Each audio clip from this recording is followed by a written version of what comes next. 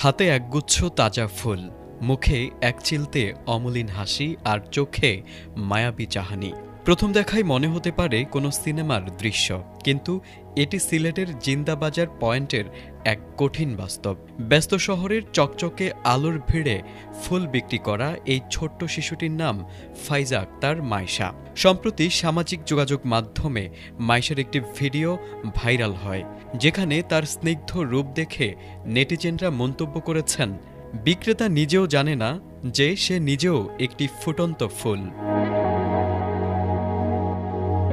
এই মায়াবী হাসির আড়ালে লুকিয়ে আছে এক বিষাদময় জীবনযুদ্ধ।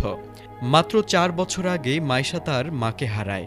মা মারা যাওয়ার পর বাবা অন্যত্র বিয়ে করে সংসার শুরু করলে দিশেহারা হয়ে পড়ে শিশুটি। বর্তমানে সে তার নানির সঙ্গে বসবাস করছে। অভাবের তাড়নায় আর জীবিকার তাগিদে খুব অল্প বয়সেই তাকে সিলেটের রাস্তায় রাস্তায় ফুল বিক্রি করতে নামতে হয়। তার শৈশব থমকে গিয়েছিল জীবন সংগ্রামের নিষ্ঠুর বাস্তবতায়।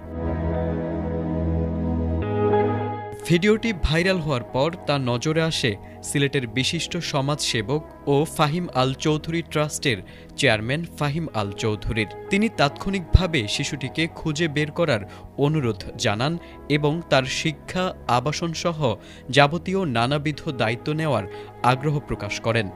পরবর্তীতে পুলিশের সহায়তায় চৌহাট্টা এলাকা থেকে মাইশাকে খুঁজে পাওয়া যায়। ফাহিম আল চৌধুরী ট্রাস্ট আনুষ্ঠানিকভাবে মাইশার উজ্জ্বল ভবিষ্যৎ গড়ার সকল দায়িত্ব গ্রহণ করেছে, যা সচেতন মহলে ব্যাপক প্রশংসিত হয়েছে।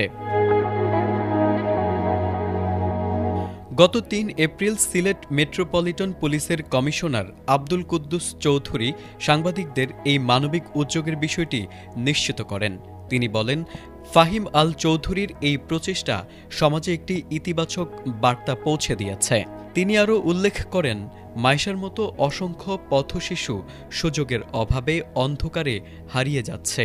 সমাজের বিত্তবান ব্যক্তিরা যদি এভাবে এগিয়ে আসেন, তবেই এসব অবহেলিত শিশুদের জন্য একটি সুন্দর ও নিরাপদ ভবিষ্যৎ গড়ে তোলা সম্ভব হবে।